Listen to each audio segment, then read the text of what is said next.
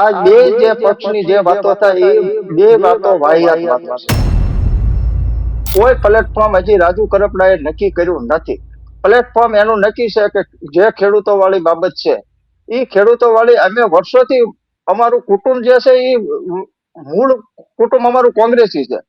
સનતભાઈ મહેતા હોય, ચીનુ કાકા હોય, અરવિંદભાઈ આચાર્ય હોય, આ બધા સારા માણસો જે નિષ્ઠાવાન માણસો જે કોંગ્રેસમાં હતા અને જે ખેડૂતો માટે લડત કરતા એની સાથે અમે જોડાયેલા માણસો હતા.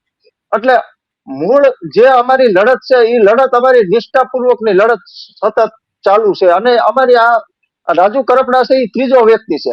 મારા મોટા ભાઈ લડતા સનતભાઈ મહેતા સાથે અને ચીનુ કાકા સાથે રહેતા હતા. જીનુભાઈ કરપડા એ પછી હું આવ્યો અને મારા પછી રાજુ કરપડા આવ્યો.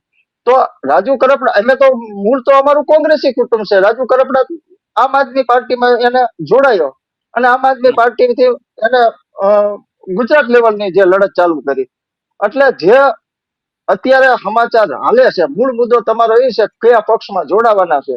એટલે અત્યારે કોઈ પણ પક્ષમાં જોડાવાના નથી. અત્યારે જે સમાચાર હાલે છે એ સમાચાર એકદમ વાહિયાત સમાચારો ચાલે છે.